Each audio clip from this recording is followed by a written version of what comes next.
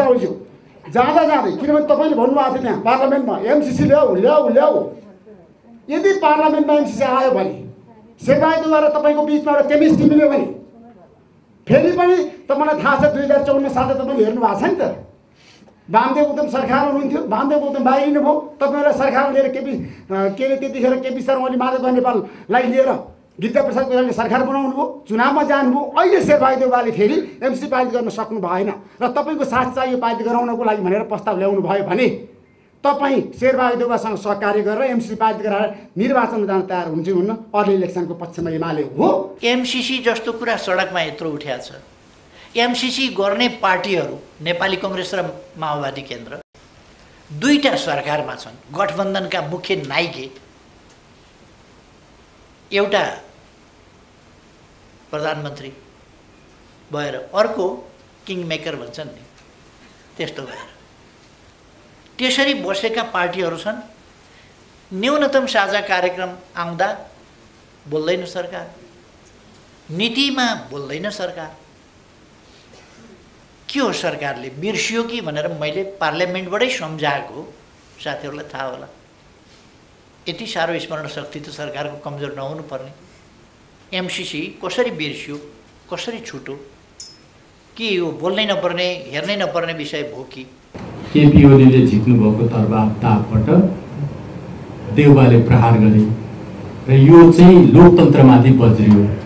तपाईले पनि अध्यादेश ल्याउनु भयो र 40% वा केन्द्रीय सदस्य वा सांसद छोडेर र त्यो अहिले तपाईले भन्नुभयो कुनै दललाई टार्गेट गरेर थिएन भनेर होइन, त्यो कुनै निश्चित दललाई टार्गेट गरेर थियो र त्यो घटनाक्रमले पुष्टि पनि गर्यो। पूर्व आइजिपी र तपाईकै पार्टीका सांसद गएर एकजनालाई सांसदलाई मनाएर उठाएर जे भने पनि आफ्नो सुविधा अनुसार भनौँ ल्याउने र चसपा फुटाउने प्रयोजनका लागि त्यो तपाईले ल्याउनु भयो। त्यतिखेर पनि हामीले विरोध गर्यौँ, त्यतिखेर पनि लेखेको हो।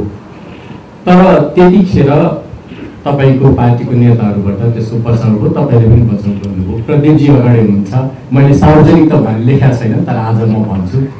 उहाँलाई मैले भने यो त साह्रै भयो अनि उहाँले पनि होइन यो देखिक हो भन्ने एउटा कोणबाट हेर्दा त हो, तर यो त्यत्रो ठुलो अपराध त होइन होला। हाम्रो अध्यक्षज्यूको सोचाइ चाहिँ पार्टीमा मिलेर बस्न सक्ने अवस्था छैन भने जान दिनुपर्छ भनेर ल्याएको हो भनेर उहाँले भन्नुभयो। तपाईँका आफ्नै इन्टरभ्यूहरू आएका छन् र पछिल्लो पटक मलाई याद छ तपाईँले दिनुभएको इन्टरभ्यूमा माधवजीहरूलाई पार्टी फोड्न मन छ भने म अध्यादेश वा विधेयक ल्याइदिन्छु भनेर तपाईँले बोल्नुभएको फुटेजै छ। यो पृष्ठभूमिमा तपाईँले स्वयं चाहिँ यो असंवैधानिक अलोकतान्त्रिक अनैतिक हो भनेर फेरि सम्पादकहरूलाई राखेर अगाडि पढाउँदा चाहिँ अलिकति मिलेन कि भन्ने मलाई लाग्छ। हामीले चाहिँ भन्नै पर्छ यो असंवैधानिक अलोकतान्त्रिक अनैतिक नै हो, तर तपाईँले भन्नलाई चाहिँ कि त त्यो हिजोको गल्ती थियो भनेर सुधार गर्नु पर्यो कि त म त चिस्केको थिएँ यिनीहरूले साँच्चै नै लिएछन् भनेर भन्नु पर्यो। आज म तपाईँलाई प्रश्न गर्न चाहन्छु, तपाईँले विगत गरेको संसदमा तपाईँ प्रतिपक्ष दलको नेता हुनुहुन्छ, संसद सुचारू हुन सकेका छैन, एमाले आबद्ध गरिरहेको छ। तपाईँले इतिहासलाई हेर्नु भएको छ, 57 दिन गिरिजाप्रसाद कोइराला प्रधानमन्त्री हुँदाखेरि एमाले नै संसद आबद्ध गरे हो। अब यो परम्परालाई निरन्तरता केपी शर्माले दिनुहुन्छ। तपाईँ त्यतिखेर प्रतिपक्ष दलको नेता हुनुहुन्थेन। आज म जनता जान्न चाहन्छु, तपाईँको मुखबाट सुन्न चाहन्छु, तपाईँ जस्तो एउटा डेमोक्रेट लिडर केपी शर्मा ओली यो संसद अवरुद्ध कतिन्जेल गर्नुहुन्छ? मलाई तिमी भनेकोमा होइन, मैले मलाई तिमी भन्नुभयो भन्ने कहिल्यै गुनासो गरेको होइन। मलाई त तिमी होइन तँ भने पनि हुन्छ, त्यसले के फरक पार्छ र? म आफ्नो हकमा मेरो केही पनि डिमान्ड होइन। भनेदेखि रात दिन मुलुकको लागि सोच्ने, पार्लियामेन्ट रिजोल्युसन पनि रातमा हुन्छ, अध्यादेशको तयारी पनि मध्यरातमा हुन्छ। त्यसमा कुनलाई हामी डेमोक्रेटिक मान्ने, कुनलाई डेमोक्रेटिक नमान्ने एउटा। अनि अर्को मलाई अलिकति दुईवटा अरू कुरामा जिज्ञासा। एउटा यो 14 जना जुन अहिले संसद अधिवेशनमा एमाले अवरोध उत्पन्न गरिरहेका छ, स्पिकरको राजीनामा अथवा प्रतिपक्षका अध्यक्षले लेखेको पत्रमा कारबाही, त्यो मलाई 2-3 दुईचोटि तपाईँले निष्कासन गर्नुभएको छ, फिर्ता लिनुभएको छ र पार्टीको कार्यक्रममा ल तपाईँहरूलाई माफी दिए भनेर भन्नुभएको छ। त्यो कुन चाहिँ निर्णयलाई अन्तिम निर्णय माने? मैले सभामुखको इन्याक्सनको त्यो इन्याक्सनमा इन्टेन्ट छ मैले बुझ्छु, त्यसलाई समर्थन गरिराखेका छैन। तर एउटा नेताको फिकल माइन्डेडनेसले गर्दाखेरि त्यहाँनिर एउटा असहज परिस्थिति ल्याउँछ होला। र स्पिकरलाई पक्कै पनि स्पिकरले कुनै निर्णय लिने अधिकार पार्लियामेन्ट्री डेमोक्रेसीमा हुँदैन। ऊ समस्याबाट भाग्नु, उसले खालि आएको प्रस्तावहरूलाई त्यसमा नियम दिनुपर्छ र हाउस चल्नलाई चाहे डिबेटबाट मतदानबाट त्यसको मार्ग प्रशस्त गर्नुपर्छ। तर त्यो भएको छैन। तर तपाईँले 3-4 चोटि अलग अलग निर्णय लिनुभयो र माफी पनि दिनुभयो र त्यसपछि निष्कासन कुरा गर्नुभयो। अनि तेस्रो यहाँले भन्नु भएन आजको उसलाई गर्दाखेरि सभामुखको बारेमा कमेन्ट गर्नु भएन, तर सभामुखहरूबाट त्यो आसनबाट भएका विचलनले थुप्रै कुप्रथा र परम्पराहरू सिर्जना भएको छन्। मलाई कहिलेकाहीँ लाग्छ सुभाष नेमाङजी र अग्नि सापकोटाजी बसेर छलफल गर्नुपर्छ होला। आफ्नै त्यो आसनबाट भएका अपराधहरूले एकदम दूरगामी परिणामहरू निम्त्याउँछन्। हिजो मलाई 5 वर्ष चल्नु पर्थ्यो, चलेन होला। मलाई अलिकति के भने तपाईँले ढङ्ग पुर्याउनु भएन, जगाउनु पर्दैन थियो त्यति राम्रो चलेको सरकार भन्ने आलोचना तपाईँहरूको छ नि त। जगाउनु पर्थ्यो त्यो सरकार, सबैको सहमति देखिन्छ। मेरो ढङ्ग पुगेन भन्ने आलोचना छ। म ढङ्ग पुगेनमा जान चाहन्न। मुख्य कुरा के हो भने त्यो सरकार चाहिँ चल्नु पर्थ्यो 5 वर्ष भन्ने कुरा चाहिँ मुख्य कुरा हो। मेरो ढङ्ग नपुगे हुनसक्छ। प्रधानमन्त्रीज्यूले आफ्नो पुरानो शैली अनुसार मेरो पालामा आलोचना भयो, अहिले चाहिँ आलोचना भइरहेको छैन यो सरकारलाई भन्ने खालको कुरो छ। यदि यही नै हो, यहाँले भनेकै मान्ने हो भनेदेखि यहाँलाई के लाग्छ मिडिया मात्रै दोषी थियो त्यो बेला? यहाँको पक्षबाट पनि कुनै त्रुटि भयो कि जसले गर्दा? किनभने मिडिया त निरपेक्षै छ नि मोटामोटी रूपमा। त यसको लागि चाहिँ यहाँको आत्मालोचना भन्ने एउटा शब्द छ, त्यसको प्रयोग कतिखेर गर्ने भनेको भने तिमी भन्ने शब्द चाहिँ अङ्ग्रेजीमा यु भन्दाखेरि तिमी तपाईँ सबैलाई यु नै भन्छ र बालाई पनि आमालाई पनि हजुरबालाई पनि छोराछोरीलाई पनि सबै भन्छ। तर नेपाली भाषा चाहिँ अङ्ग्रेजी जस्तो यस मामलामा योभन्दा अङ्ग्रेजीभन्दा अलिक धनी छ। तिमी तपाईँ भन्ने आदरभाव व्यक्त गर्ने यो हाम्रो भाषिक सम्पन्नता हो, समृद्धि हो। आफूभन्दा सानाहरूलाई मायाले तिमी भन्ने, साह्रै नजिक भएकाहरूलाई कहिले कहिले तँ पनि भन्ने, साथीका बिचमा पनि त्यो आत्मीयता झल्काउनका लागि, अथवा कहिले कहिले अघि मुनामदनको पनि कुरा चल्यो, ईश्वर तैँले रचेर फेरि कसरी बिगारिस् भन्ने जस्ता खालका कुरा। तँ पनि भगवान्लाई पनि भनिन्छ। अङ्ग्रेजीमा पनि भगवान्लाई दाउ भन्ने शब्द प्रयोग गरिन्छ।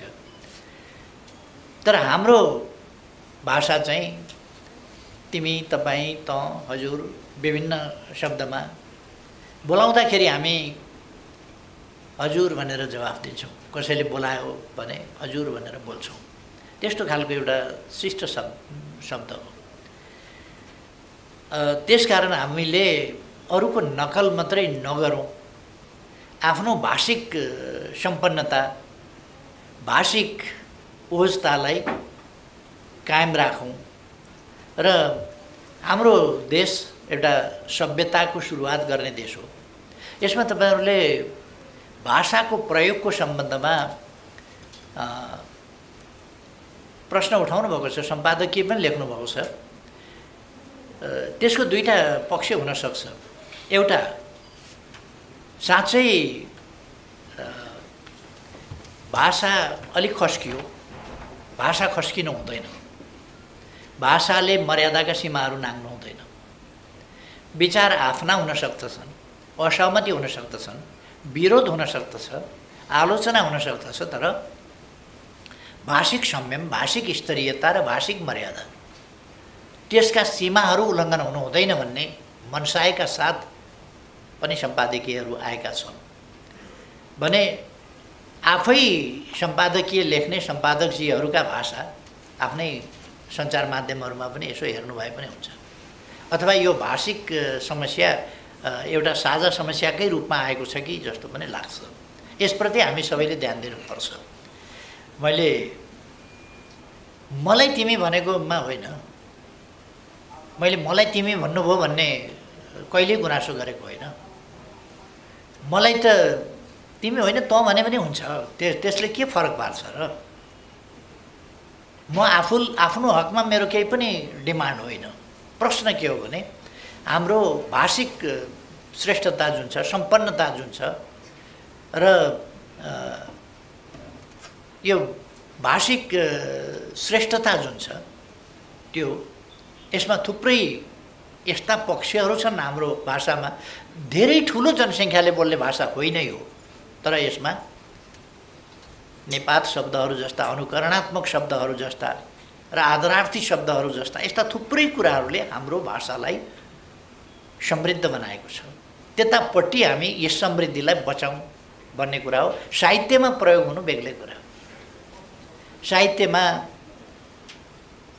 बाको बारेमा लेख्दा तिमी, आमाको बारेमा लेख्दा तिमी, हाम्री हजुरआमा यस्तै थिइन्, हाम्रा हजुरबा यस्ता थिए, हजुरबाले यसो भन्थे, हजुरआमा यसो भन्थिन्, त्यस्तो पनि लेखिन्छ। तर त्यो साहित्यमा हामी बोलीचाली हाम्रा व्यवहारहरूमा गरिन्छ भने त्यस्तै सञ्चार जगतले पनि हाम्रो भाषिक सम्पन्नतालाई अङ्ग्रेजीको नकल गरेर बिर्सिनुमा गर्व नमान्दा हुन्थ्यो कि भन्ने मेरो आग्रह हो। त्यसमा मेरो कुनै जिद्दी छैन। तपाईँहरूको अब यो हामीले गरेको नकलै हो, अङ्ग्रेजीको नकलै हो। तिमी सबै तिमी, यो हाम्रो भाषाको मर्यादा अनुसार चाहिँ होइन भन्ने मात्रै मेरो कुरा हो। यसमा हामी सबैको एउटा साझा कुरा हो। साहित्य जस्तै सञ्चार माध्यम पनि साहित्यकै स्तरमा हो भन्ने हो भने सञ्चार माध्यम र साहित्यमा फरक छ। भगवानको भजन र पत्रकारले गर्ने टिप्पणी फरक कुरा हो भन्ने मात्रै कुरा हो। यसप्रति भगवानको भजनमा तँ पनि चल्छ,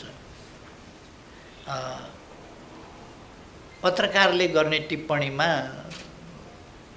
अलिक चल्दैन कि? यदि कुनै भाषामा अङ्ग्रेजी जस्तो ठुलो भाषामा अलिक त्यस्तोमा तँ पनि चल्या भए हामी नकल गर्थ्यौँ कि? तर तिमी चल्या हुनाले त्यसको नकल गरेका छौँ। नगर्दा हुन्थ्यो कि जस्तो लाग्ने मेरो विचार हो। हाम्रो समाजलाई, हाम्रा राम्रा पक्षहरूलाई चाहिँ जोगाएर राखौँ भन्ने मेरो एउटा आग्रह हो। यसमा अरू धेरै केही भन्दिनँ। अदालतको फैसला मान्नु पनि पर्छ र बेठिक छ भने वा बेठिक लाग्दाखेरि पनि विरोध गर्न सकिन्छ। तपाईँहरूलाई थाहा छ सत्यभन्दा ठुलो केही हुँदैन। सत्यभन्दा ठुलो अदालत पनि हुँदैन।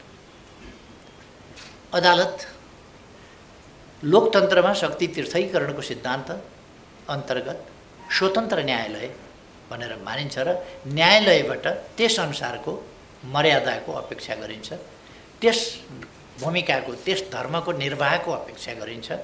त्यस्तो भएन भने लोकतन्त्र अप्ठ्यारोमा पर्छ, लोकतन्त्रका मूल्य मान्यता अप्ठ्यारोमा पर्छन् र अदालतप्रति जनताको मनमा विश्वासको कमी भयो भने, अदालतप्रति मर्यादा भाव जनतामा कमजोर भयो भने शक्ति पृथकीकरणको सिद्धान्त र लोकतन्त्र कमजोर हुन्छ कि भन्ने चिन्ता हो।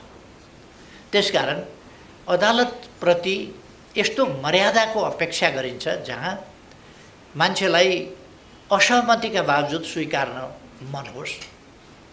असहमतिका बावजुद मुद्दा हार्ने र जित्नेका पक्ष हुन्छन्। हार्ने पक्षले साधारणतया अन्यायपरो भन्न सक्छ, तर वस्तुतः उसको मनले चाहिँ अन्यायपरो नभन्ने स्थिति पनि हुनसक्छ। मैले हारेको ठिकै छ भन्ने स्थिति पनि हुनसक्छ कानुन सम्मत हिसाबले। अब अदालत यो अदालतका फैसलाहरू नजिरका रूपमा रहन्छ। आज मैले के कमेन्ट गरेँ या कुन सम्पादकले के लेख्नुभयो अथवा कुन सञ्चार माध्यमले कसरी प्रसारित गर्यो, कुन रूपमा ग्रहण गर्यो भन्ने मात्रै होइन, त्यो इतिहासमा मूल्याङ्कनको विषय हुन्छ र दशकौँ अगाडि मात्रै होइन, सैकडौँ वर्ष अगाडि, सयौँ वर्ष अगाडि कुनै अदालतले गरेको फैसला आज नजिरको रूपमा सकारात्मक वा नकारात्मक दृष्टान्तको रूपमा त्यसलाई प्रस्तुत गरिन्छ। पाकिस्तानका थुप्रै फैसलाहरू त्यस रूपमा बडो चर्चामा आउने गर्छ। हुन त हाम्रो अदालतको फैसलामा पनि पाकिस्तानको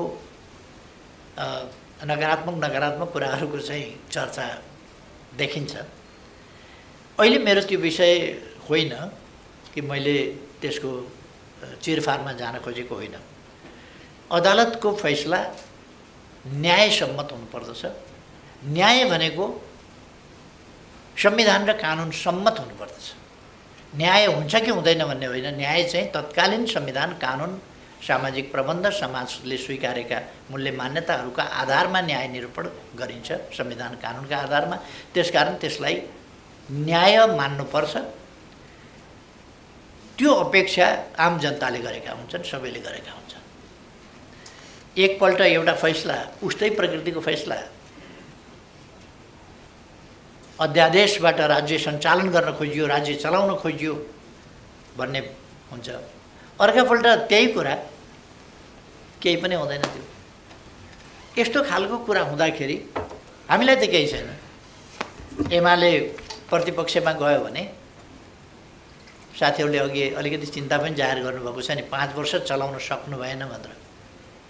म धन्यवाद भन्छु। 5 वर्ष चलाउनु पर्थ्यो केपी ओली नेतृत्वको सरकारले भन्ने त सबैलाई छ नि। दुःख मनाउ त गर्नुभएको छ नि त साथीहरूले। 5 वर्ष चल्नु पर्थ्यो, चलेन होला। मलाई अलिकति के भने तपाईँले ढङ्ग पुर्याउनु भएन, जगाउनु पर्दैन थियो त्यति राम्रो चलेको सरकार भन्ने आलोचना तपाईँहरूको छ नि त। जगाउनु पर्थ्यो त्यो सरकार, सबैको सहमति देखिन्छ। मेरो ढङ्ग पुगेन भन्ने आलोचना छ।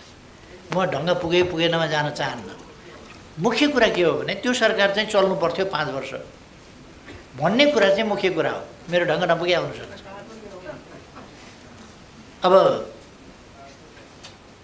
अदालतको फैसलामा असहमत हुन सकिन्छ र आलोचना गर्न सकिन्छ, तर सम्मानित अदालतप्रति लोकतन्त्रमा फेरि पनि यस्तो सम्मान चाहिँ गरिन्छ जहाँ त्यो फैसला कार्यान्वयन चाहिँ गरिन्छ। फैसला मान्ने, फैसलाको कार्यान्वयन गर्ने र यसै कारणले चित्त बुझेन, यसै कारणले फैसला गलत छ भन्न पाउने, यो लोकतन्त्रको मूल्य मान्यता अन्तर्गतको पनि कुरा हो र त्यो न्यायसङ्गत कुरा पनि हो। आफ्नो कुरा पनि भन्न पाइने र अदालतको फैसलालाई मान्ने पनि। हामीले अदालतको फैसलालाई मानेका छौँ, मान्ने गरेका छौँ र लोकतन्त्रमा अदालतले कहिले कहिले गलत फैसला गर्छ। जस्तो परमादेशको फैसला गलत गर्यो। यो आजका लागि मात्रै भनेको होइन मैले। हिस्ट्री विल जज।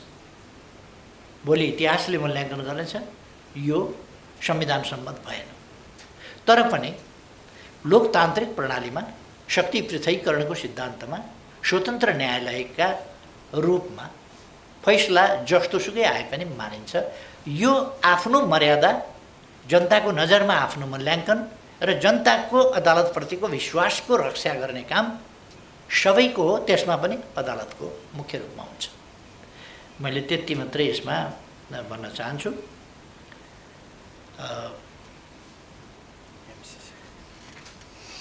एमसीसीको कुरा उठाउनु भएको छ। मैले त एमसीसी जस्तो कुरा सडकमा यत्रो उठ्या छ। एमसीसी गर्ने पार्टीहरू नेपाली कङ्ग्रेस र माओवादी केन्द्र दुईटा सरकारमा छन्। गठबन्धनका मुख्य नायिके, एउटा प्रधानमन्त्री भएर अर्को किङ मेकर भन्छन् नि, त्यस्तो भएर त्यसरी बसेका पार्टीहरू छन्। न्यूनतम साझा कार्यक्रम आउँदा बोल्दैन सरकार, नीतिमा बोल्दैन सरकार। के हो सरकारले बिर्सियो कि भनेर मैले पार्लियामेन्टबाटै सम्झाएको साथीहरूलाई थाहा होला। यति साह्रो स्मरण शक्ति त सरकारको कमजोर नहुनु पर्ने। एमसीसी कसरी बिर्सियो, कसरी छुट्यो, कि यो बोल्नै नपर्ने, हेर्नै नपर्ने विषय भयो कि? यो कुरा सम्झाउन अमेरिकाबाट उपाध्यक्ष फातिमा नै आउनुपर्ने हो कि? प्रधानमन्त्रीलाई एमसिसी गरेका थियौ नि के भयो के गर्छौ भन्न उतैबाट आउनुपर्ने हो कि यहाँ त उहाँहरूले त लेख्नु भएन। मैले त्यो कुरा उहाँहरूलाई सम्झाएँ। यसमा सरकारको के हो दृष्टिकोण अहिले पनि म जान्न चाहन्छु। सरकारको के हो दृष्टिकोण? गर्नेहरू यो सम्झौता गर्नेहरू सरकारमा छन्। यो गर्दा पनि म प्रतिपक्षमा थिएँ, मेरो पार्टी प्रतिपक्षमा थियो। अहिले पनि हामी प्रतिपक्षमा छौँ। उहाँहरूसँग 165 भोट छ। त्यसकारण उहाँहरूले हामीसँग कुनै यस सम्बन्धमा परामर्श पनि गर्नुभएको छैन। के कस्तो हालत हो, के हो, कसो गर्न पर्ने हो, कसो गर्दा ठिक हो, त्यस सम्बन्धी पनि कुनै दृष्टिकोण राख्नुभएको छैन। हामीसँग सेयर पनि गर्नुभएको छैन। जुन तपाईँले प्रश्न गर्नुभएको छैन भने मैले एन्सर गरिरहनु पर्ने कुरा हो र? जब सरकारले नै यस सम्बन्धमा कुनै रुचि नै राखेको छैन, चासै राखेको छैन भने यस सम्बन्धमा भनिरहनु पर्ने कुरा के भयो र? सरकारले भन्नु पर्यो के हो, के गर्नुपर्ने, त्यही कुरा मैले पार्लियामेन्टमा उठाएको। तपाईँहरूसँग 165 सिट छ त गठबन्धनको। त्यो 165 सिटको प्रयोग कसरी गर्नुहुन्छ, के हो यो भनेर सरकारको दृष्टिकोण के छ नै थाहा नपाइकन ताप्के भन्दा बिँड चाहिँ तात्ने भन्छ नि। हामी बिँड तातेर के हुन्छ? हामीसँग त अलिक थोरै भोट होला, 100 को आसपासमा सिट होला। 100 को आसपासमा सिट, 275 सिट भएको ठाउँमा 100 को आसपास सिटले उफ्रिएर के हुन्छ? 165 सत्तामा भएको जिम्मेवारी लिएको आफै गर्नेवालाले बोलेको छैन भने त्यस कारण उहाँहरू बोल्नु पर्यो, उहाँहरूले गर्नु पर्यो। के गर्ने हो? मैले त्यति भने हो। बिहारै सम्बन्धमा पनि त्यही हो। उहाँहरू के गर्दै हुनुहुन्छ? हामीले सरकारमा हुँदा सरकारको हैसियतले रेस्पोन्सिबल ढङ्गले हामी पेस भएका थियौँ हरेक कुरा। यहाँहरूलाई थाहा छ, मैले केही भनिरहनु पर्ला जस्तो लाग्दैन।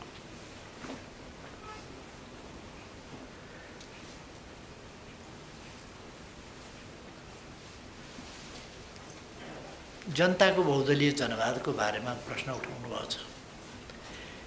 जनताको बहुदलीय जनवाद जड विषय होइन। यो गतिहीन एउटा जड सिद्धान्त होइन, यो गतिशील सिद्धान्त हो र यो समयानुकूल ढङ्गले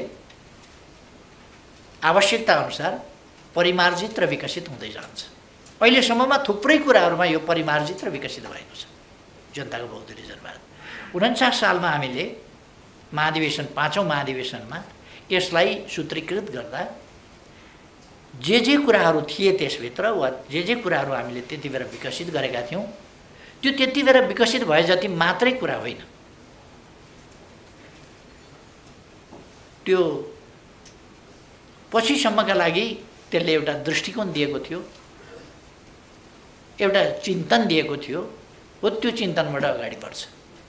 रेल बनाएपछि तपाईँले 100 किलोमिटर मात्रै लिक ओछ्याएको छ भने 100 किलोमिटर जान्छ। 1000 किलोमिटर ओछ्याइसक्नुभयो भने त्यही रेल 1000 किलोमिटर अगाडि पनि जान्छ। त्यसकारण 100 किलोमिटर हुँदा बनेको रेल भन्ने कुरा चाहिँ त्यति महत्त्वपूर्ण हुँदैन। कति लिक छ त्यतिमा दौड्न सक्छ त्यो। त्यसकारण जनताको बहुदलीय जनवादको सम्बन्धमा, यसको विकास सम्बन्धमा, यसको परिमार्जन सम्बन्धमा स्वाभाविक रूपमा यसको विकास कसरी हुँदै आएको छ चर्चा हुन्छ र यसले अब समाजवाद उन्मुख जो नेपालको संविधानले भनेको छ त्यो समाजवाद उन्मुखलाई कसरी परिपूर्ण गर्छ। जनताको बहुदलीय जनवादको सम्बन्धमा कुनै कन्फ्युजन हुनु हुँदैन। यो पोलिटिकल डेमोक्रेसी मात्रै होइन, धेरै ठाउँमा मैले भनेको छु पोलिटिकल डेमोक्रेसी मात्रै होइन, यो सोसल इकोनोमिक कल्चरल एस्पेक्टहरू, क्लाइमेट सम्बन्धी, ह्युमन राइट्स सम्बन्धी अरू विभिन्न विषयहरू समेत समेटिएको विषय हो। त्यसकारण यो एकपक्षीय होइन, बहुआयामिक बहुपक्षीय छ र यो समाजको समग्र समाजको परिवर्तनको एउटा सिद्धान्त हो, परिवर्तनको एउटा बाटो हो। तसर्थ यो अवश्य महाधिवेशनको विषय हुन्छ र महाधिवेशनमा यस सम्बन्धमा छलफल हुन्छ।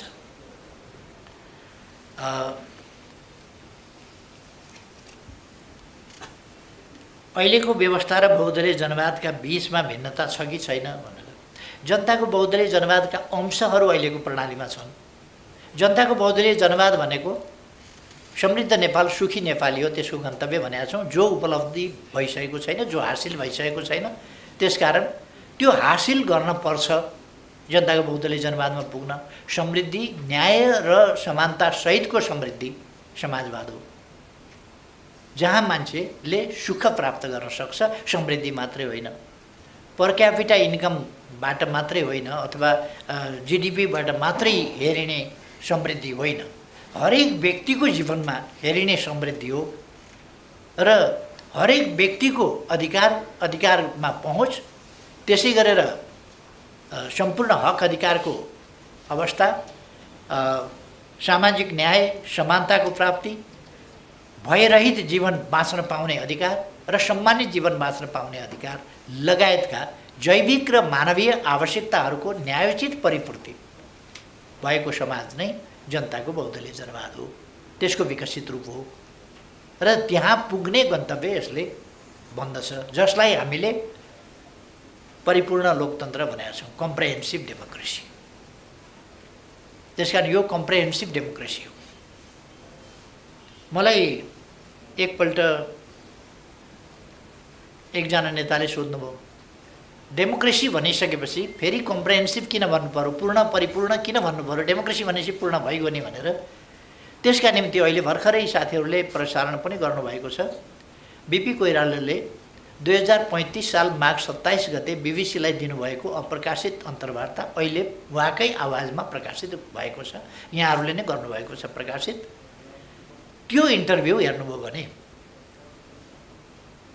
थुप्रै प्रश्नहरू, जातीय प्रश्नहरू, डेमोक्रेसीको प्रश्न, राष्ट्रिय एकताको प्रश्न आदि प्रश्नहरूको जवाफ त्यहाँ पाइन्छ। र किन परिपूर्ण लोकतन्त्र भनेको रहेछ भन्ने कुराको जवाफ त्यो मलाई सोध्ने साथीहरूले पनि, जो नेताले सोध्नुभएको थियो उहाँले पनि आफ्नै गुरु बिपी कोइरालाजीको त्यो इन्टरभ्यू हेरेर त्यसबाट बुझ्नुभयो हुन्छ। मैले उहाँलाई धेरै राम्ररी बताउन पनि भ्याएको थिइनँ, त्यही इन्टरभ्यू हेरे पनि हुन्छ भन्ने मलाई लाग्छ।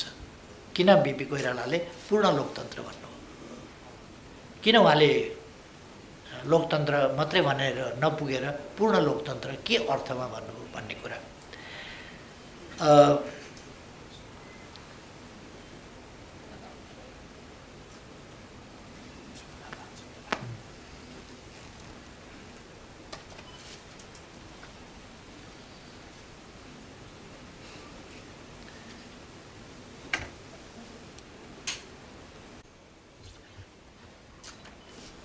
आज यस प्रकारको कार्यक्रम अलिक लामै समयपछि आयोजना भएको छ र मैले खास गरी यहाँहरूसँग यस ढङ्गले प्रत्यक्ष संवाद गर्ने मौका पाएको छु। म आयोजक साथीहरूलाई धन्यवाद भन्न चाहन्छु र सम्पादकज्यूहरूलाई पनि धन्यवाद भन्न चाहन्छु, स्वागत भन्न चाहन्छु। विषय, प्रसङ्ग, सन्दर्भ खेमलाल भट्टराईजीले राखिसक्नु भएको छ। हाम्रो पार्टीले महाधिवेशनलाई दुईटा महाधिवेशनको रूपमा, एउटा नेतृत्व चयनको महाधिवेशन, अर्को विधि र नीति निर्माणको महाधिवेशन, दुई रूपमा विभाजित गरेको छ। यो महाधिवेशन अहिले जो हामी 15, 16, 17 अश्विन 2078 मा गर्दैछौँ, यो पार्टीका नीतिहरूको निर्माण र पार्टी सञ्चालनका विधि अर्थात् विधान सम्बन्धी प्रश्नहरू, सङ्गठनात्मक प्रश्नहरूको सम्बन्धमा महाधिवेशन हुनेछ। जुन नीति अन्तर्गत र महाधिवेशनबाट, यस महाधिवेशनबाट पारित नीति अन्तर्गत र विधि अन्तर्गत हामी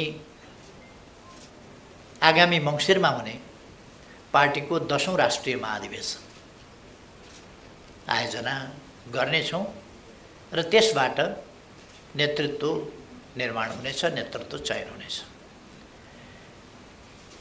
यहाँहरूलाई थाहा छ, नेकपा एमाले एउटा लोकतान्त्रिक पार्टी हो।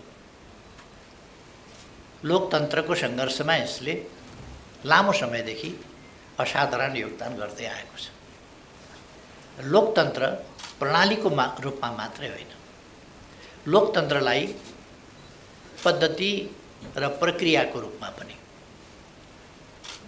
लोकतन्त्र समयानुकूल व्याख्या होइन, लोकतन्त्र मूल्य मान्यताका आधारको व्याख्या।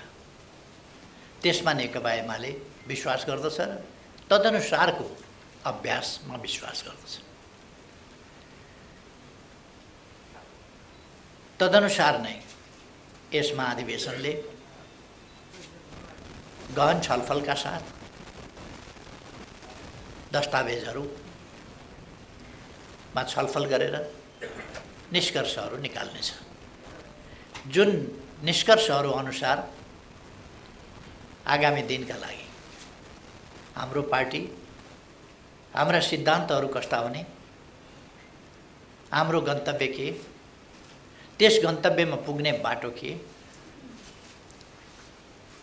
तत्सम्बन्धी हाम्रा नीतिहरू कस्ता हुने, ती नीति कार्यान्वयनका लागि हाम्रो कार्यक्रम कस्तो हुने, कार्यक्रमलाई कुन कुन क्षेत्रमा हामी कसरी कार्यान्वयन गर्छौँ र त्यसका निम्ति कस्ता विषयगत वा आवधिक योजना बनाउँछौँ, ती योजना पुरा गर्न कसरी हामी लक्ष्यहरू निर्धारण गर्छौँ, ती लक्ष्य निर्धारण गर्ने इन्स्ट्रुमेन्टका रूपमा हामी कस्तो पार्टी निर्माण गर्छौँ, त्यसको परिचालन कसरी गर्छौँ जस्ता प्रश्नहरू यस महाधिवेशनले निरूपण गर्नेछ, जो अत्यन्तै महत्त्वपूर्ण कुरा हो। यसभित्र राष्ट्रिय महत्त्वका नीतिहरू, राष्ट्रका निम्ति आवश्यक नीतिहरूमा छलफल हुनेछ, पारित हुनेछ। हाम्रो समाज आज कहाँनेरि छ, यसलाई, यसका अहिलेका समस्या के हुन्, तिनको पहिचान र किटानी र ती समस्याको समाधान कसरी गर्ने, त्यसको स्पष्ट दिशानिर्देश, यी चिजहरू यस महाधिवेशनले गर्नेछ। देशका समस्या, जनताका समस्या, राष्ट्रियता सम्बन्धी प्रश्न, राष्ट्रको सार्वभौम सत्ता, स्वाधीनता, स्वतन्त्रता, भौगोलिक अखण्डता र राष्ट्रिय हितहरूको रक्षा गर्ने, सम्वर्धन गर्ने प्रश्नमा, त्यसै गरेर लोकतन्त्रका विभिन्न पक्षहरू, लोकतन्त्रलाई एउटा प्रणालीको रूपमा मात्रै होइन, प्रक्रिया समेतको रूपमा कसरी लोकतन्त्रलाई हामी अझ संस्थागत गर्दै जान सक्छौँ, सुदृढ गर्दै जान सक्छौँ र प्रभावकारी ढङ्गले कार्यान्वयन गरेर त्यसलाई देश र जनताका हितमा केन्द्रित गर्ने र सामाजिक परिवर्तन रूपान्तरणको कामलाई अगाडि बढाउने काम गर्न सक्छौँ, ती कुराहरू हामी तय गर्नेछौँ। यी कुराहरू देशसँग सम्बन्धित छन्, जनतासँग सम्बन्धित छन्, जनताका समस्याहरूसँग सम्बन्धित छन्, तिनको समस्या, ती समस्याहरूको समाधान गर्ने प्रश्नहरूसँग सम्बन्धित छन्। किनभने यो पार्टी यसो पार्टी खोलौँ न भनेर खोल्नका लागि खोलिएको पार्टी होइन। यो आफ्नो काँधमा राष्ट्रका अगाडि रहेका समस्या, ती समस्याको समाधान गर्ने प्रश्न र त्यसका अगाडि उभिएका चुनौतीहरूको सामना गर्ने प्रश्न, यी सबै कुरालाई ध्यानमा राखेर चुनौतीको सामना गर्दै अगाडि बढ्ने र देश र जनताका हितहरूलाई कमजोर हुन नदिने, ओझेलमा पर्न नदिने र पराजित हुन नदिने अभिभारा बोकेको हुनाले यस पार्टीले तदनुसार नै काम गर्छ। अहिले हामी सबैलाई थाहा छ, नेकपा एमालेको भूमिका सत्ता पक्षबाट प्रतिपक्षमा गएको छ। सत्ता पक्षमा रहँदा सञ्चार माध्यमबाट सम्पादक मित्रहरूबाट जुन महत्त्वपूर्ण सहयोग सरकारले पायो र प्रधानमन्त्रीको हैसियतमा मैले पाएँ, त्यसका लागि म यहाँहरूलाई धन्यवाद भन्न चाहन्छु। यहाँहरूले धेरै सजग गराउनुभयो, सचेत गराउनुभयो, सरकारले कहीँ गल्ती नगरोस्, खबरदारी गर्नु। देशप्रति सरकार सजग रहोस्, जनताका हितहरूप्रति सरकार सजग रहोस्। ती अमूल्य सुझावहरू थिए। ती खबरदारीले हामीलाई गल्ती नगर्न प्रेरित गर्यो। खबरदारी गरेन भने सरकार अलिकति लापरवाह जस्तो पनि हुँदो रहेछ, जस्तो अहिलेको सरकार छ। अहिलेको सरकारप्रति अलिक खबरदारी पुगेन कि जस्तो पनि लाग्छ। संविधानको मतलब छैन, कानुनको मतलब छैन, सञ्चार माध्यम चुपै छ। त्यसकारण सरकारले अनुकूलता ठानेको छ, जसले गर्दा गल्ती गर्दै गएको छ। अहिले सञ्चार माध्यमले सरकारसँग किन सरकारलाई गुण नलगाएर दुश्मनी गरिराखेका जस्तो गरेको छ, मैले त्यो बुझेको छैन। संविधान बिचिँदा पनि चुपै लागेको जस्तो। अहिले म त्यतापट्टि जान चाहन्न, तर हामी राष्ट्रको एउटा गम्भीर मोडमा पुगेका छौँ। अलिक अगाडि हल्ला चल्यो, धेरै हल्ला चल्यो, मुलुक प्रतिगमनतर्फ गयो। संविधान च्यातियो, संविधान मेचियो, संविधान कुल्चियो, उदम हल्ला चल्यो। त्यसपछि अग्रगामी सरकार बनाउने खेल सुरु भएर पार्टी तोडफोड गर्ने आदि इत्यादि कुराहरू भए। राजनीतिमा त्यस्ता कुराहरू चल्छन्। कानुनसम्म ढङ्गले चल्नु एउटा कुरा थियो। निष्कासित गरेका मान्छे, निष्कासित भएको सूचना नटास्ने, कानुनका जटिलता, लुपहोल्स, कमी कमजोरीहरूबाट फाइदा उठाउने, तिनीहरूलाई टेकेर राजनीतिक उद्देश्य गलत ढङ्गले प्रयोग गर्ने जस्ता कामहरू, क्रियाकलापहरू पनि भए। चलिरहेको संसद मध्यरातमा बन्द गर्ने र भोलिपल्ट बिहान अध्यादेश जारी गर्ने जस्तो संविधानको मर्म विपरीत, भावना विपरीत, सङ्घीय संसद नचलिरहेको अवस्थामा देशलाई तत्काल आवश्यक परेमा अध्यादेश जारी गर्ने हो। तर चलिरहेको संसद अचानक बन्द गरेर षड्यन्त्रपूर्ण ढङ्गले भोलि बिहानै तयारी प्रस्तावका साथ अध्यादेश ल्याएर, अध्यादेश ल्याइसक्दा निर्वाचन आयोगले त्यसको कार्यान्वयनका लागि नियमावली पनि बनाइसकेको छ। पहिले नै रेडिमेड उता पनि नियमावली पनि फुत्त निस्किन्छ। निष्कासित मान्छेहरूलाई निष्कासित मानिँदैन। 40% सांसद र 40% केन्द्रीय सदस्यले यदि नयाँ पार्टी खोल्न या पार्टीबाट अलग हुन चाहे भने पार्टी परित्याग गरेको नमानिने, नयाँ पार्टी खोल्न पाइने प्रबन्ध हो संविधानले दिएको। र सांसदहरूले बाध्यकारी स्थिति, कुनै पार्टीमा बस्नै पर्ने, कुनै पार्टी छोड्नै नपाउने स्थिति हुनु हुँदैन। सांसदहरूको पार्टी छोड्ने संविधान सम्मत खालको अधिकार, यथोचित अधिकार। एकातिर पार्टीमा अनुशासन पनि होस्, पार्टी अनुशासित होस्, लोकतान्त्रिक विधि अन्तर्गत चलोस्। अर्कातिर बस्नै चाहँदैनन् सांसदहरू भने एउटा खास सङ्ख्या पुर्याएपछि उनीहरूले छोड्न पाउने अवस्था बनोस् भन्ने हाम्रो संविधानमा व्यवस्था छ। त्यसै कारण संविधानले 40% सांसदहरू र 40% केन्द्रीय सदस्यहरू भएमा अर्को दल खोल्न पाउने भन्ने व्यवस्था गरेको छ। तर दलहरूको के भयो भने प्रतिनिधि सभा सदस्य या सङ्घीय संसदका सदस्य त निर्धारित हुने भए, आवधिक निर्वाचन हुन्छ, त्यो निर्वाचनबाट निर्वाचित हुने भए। पार्टीको केन्द्रीय समिति एकीकरणका नाउँमा कुनै नेताले अप्ठ्यारो पर्यो आफूलाई भने एउटा एकीकरण गर्यो, एउटा कुनै पार्टी कसैलाई खोल्न लायो, त्यसका नाउँमा एकीकरण भनेर 400-500 मान्छे ल्याइदियो। कहाँबाट 40% पुर्याउँछ? आफ्ना मान्छे नेताले थपिसकेपछि सभापतिले आफ्ना मान्छे 500 मान्छे थप्यो भनेदेखि 300 को कमिटीमा अर्को 200 मान्छे थप्यो भने के हुन्छ त्यहाँ? त्यसकारण यो चाहिँ अव्यावहारिक भयो र संविधानको कार्यान्वयन हुन सकेन। त्यो मर्मअनुसार भएन, कुनै पार्टीतर्फ लक्षित गरेर होइन। त्यसरी मैले संविधानको वास्तवमा मर्मअनुसार कार्यान्वयन हुन सकोस् भन्नका लागि केन्द्रीय कार्य समिति वा संघीय संसदका प्रतिनिधि सभाका 40% सदस्यहरूले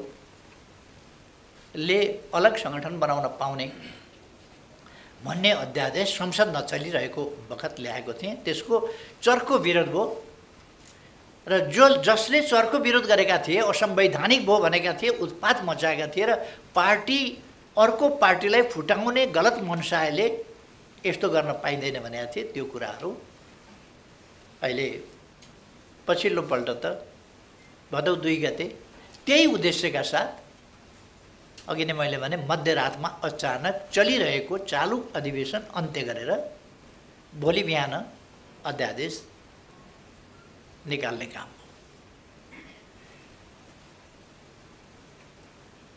यसको यो संविधान सम्मत भएन, यो चाहिँ गलत मनसाएको भएन भनेर सम्पादक साथीहरूले लेख्नु नै भयो होला भन्ने लाग्छ मलाई। त्यसपछि हिजो एउटा सूचना टाँसियो, संघीय संसद चालू छ, अधिवेशन चालू छ।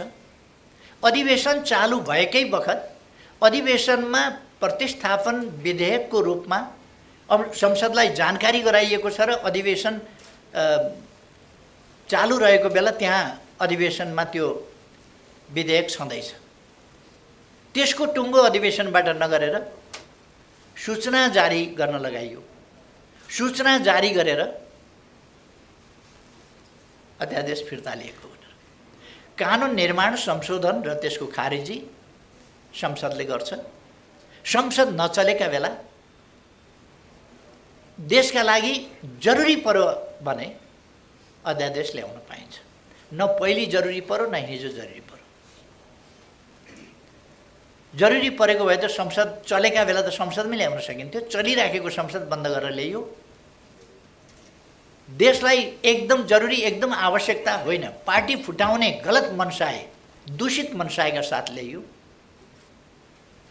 हिजो असंवैधानिक, गैर कानुनी, संसद छलेर, संसदको अवज्ञा अपमान गरेर सूचना मार्फत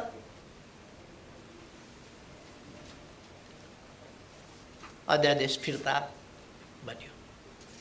कानुन निर्माणको कुरा, फिर्ताको कुरा यो संसदको बिजनेसको कुरा हो र प्रतिस्थापन, त्यसलाई रद्द गर्नका लागि अर्को कानुन चाहिन्छ। त्यो यतिकै फिर्ता मात्रै हुँदैन। त्यसलाई यसभन्दा अगाडि पनि जुन अध्यादेश जारी गरियो त्यसलाई रद्द गर्नु पर्यो भने पहिलेकै ऐन कायम रहने गरी अर्को अध्यादेशको व्यवस्था गर्नुपर्छ। तर पहिलेको ऐन कायम गरिने गरी सूचना जारी हुन सक्दैन, भएको पनि छैन। अथवा अहिले कहाँ गयो त, अब कानुन कहाँ गयो भन्दा सूचनाबाट, अध्यादेश होइन सूचनाबाट अध्यादेश जारी गर्न पाइँदैन। सदन चालू छ, सदनको बैठक चालू छ, अधिवेशन चालू छ, सूचना जारी गर्न पाइँदैन, अध्यादेश जारी गर्न पाइँदैन, कानुन परिवर्तन गर्न पाइँदैन अध्यादेश मार्फत या कुनै मार्फत चालू भएका बेला। त्यसै कारण अस्ति 12 बजे राति अन्त्य गरिएको थियो। त्यही कानुन, त्यही सदन छल्ने प्रयोजनका लागि अहिले त्यस ढङ्गले ल्याइयो, जसको हाम्रो पार्टीलाई क्षति छ कि छैन, नाफा छ कि नोक्सान छ भन्ने हिसाबले, कुनै पार्टीलाई फाइदा छ कि छैन भन्ने हिसाबले होइन। संविधानको कार्यान्वयनको सन्दर्भमा, लोकतन्त्रका मूल्य मान्यताको सन्दर्भमा, कानुनको कार्यान्वयनको सम्बन्धमा, कानुन कार्यान्वयनका प्रक्रियाको सम्बन्धमा, संसदीय मर्यादाको सम्बन्धमा बहुदलीय संसदीय परिपाटीको सम्बन्धमा ती सबै नर्म्सहरू भत्काएर स्वेच्छाचारिताको पनि हद। अब कुनै बार बन्देजै रहेन।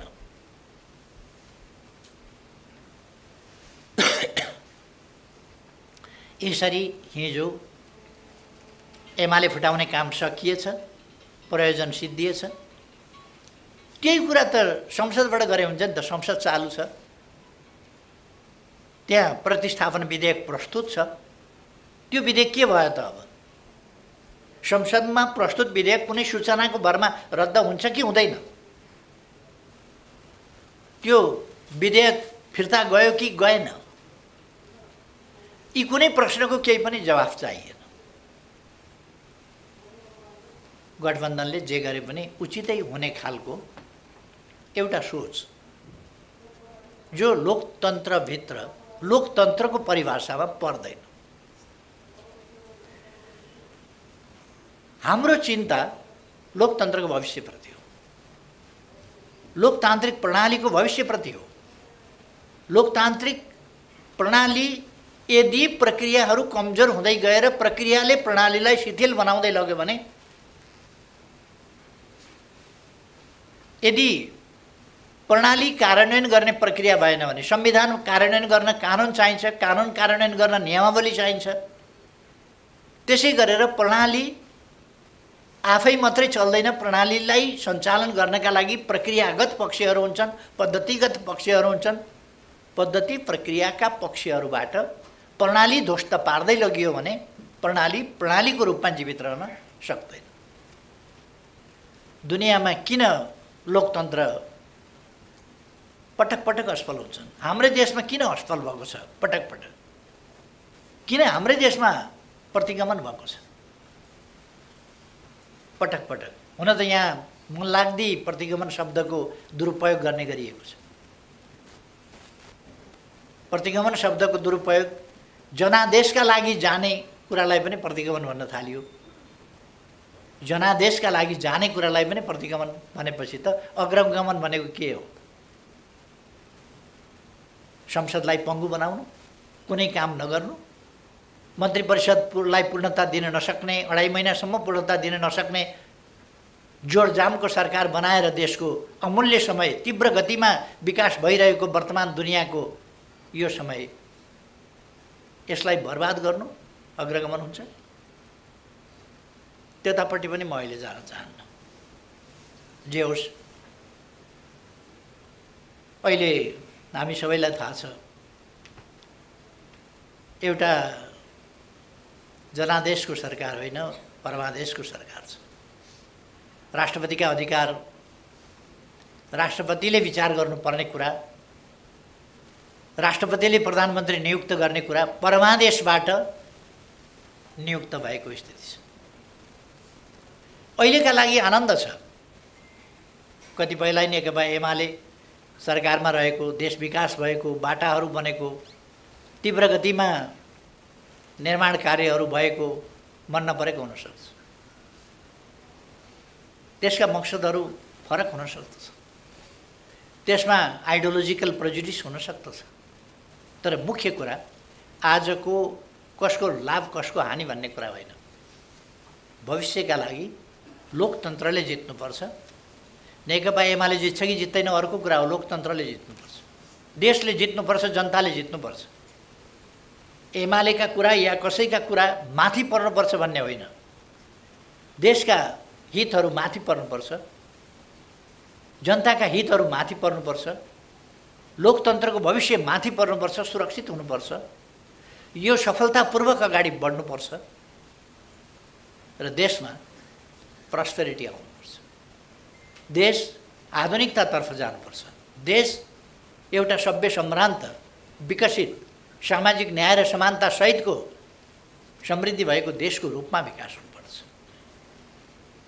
हाम्रो चाहना थियो। एकछिनका नाफा घाटाहरूका जोड घटाउमा नेकपा एमाले विचलित हुँदैन। नेकपा एमाले लोकतन्त्रको बृहत्तर प्रश्नमा केन्द्रित भएर विचार गर्छ र आवश्यकता पर्दा त्यसका निम्ति सङ्घर्ष गर्छ। नेकपा एमाले लोकतन्त्रका निम्ति सङ्घर्ष गरिआएको छ। यसको प्राप्तिका निम्ति सङ्घर्ष गर्यो, बलिदान गर्यो। यसको रक्षाका निम्ति पनि सङ्घर्ष र बलिदान गरेर आएको छ, फेरि पनि गर्छ। त्यसकारण यो क्षणिक लाभ हानिका हिसाब किताबमा होइन, आम रूपमा दीर्घकालीन रूपमा लोकतन्त्रको भविष्यप्रति हामी किन चिन्तित हुने? लोकतान्त्रिक प्रणाली नै श्रेष्ठ प्रणाली हो। यस प्रणाली मार्फत यसको सही कार्यान्वयनबाट नै हामी देशको विकास गर्न सक्छौँ भन्ने एमालेको विश्वास छ। त्यो विश्वासको कारणले हामी, त्यो यथार्थको कारणले, त्यो हाम्रो विश्वास निराधार होइन, त्यो यथार्थ विश्वास हो। त्यस कारणले हामी लोकतन्त्रको भविष्यप्रति चिन्ता गरेका हौँ। हामीले एउटा यस विषयमा म धेरै गइरहनु पर्ला जस्तो लाग्दैन। लोकतन्त्रमा सत्ता पक्ष प्रतिपक्ष भइरहन्छ, कहिले कसले जित्ला कहिले कसले जित्ला, तर जित हार स्वस्थ हुनुपर्दछ, प्रतिस्पर्धा स्वस्थ हुनुपर्दछ। अस्वस्थ प्रतिस्पर्धा, लोकतन्त्रका नाममा प्रतिस्पर्धा छँदैछ भनेर अस्वस्थ प्रतिस्पर्धा लोकतान्त्रिक प्रक्रियाभित्र पर्दैन। त्यसकारण स्वस्थ प्रतिस्पर्धामा हामी विश्वास गर्छौँ। प्रतिस्पर्धा स्वस्थ हुनुपर्छ, संविधान सम्मत, कानुन सम्मत, लोकतान्त्रिक मूल्य मान्यता अनुरूप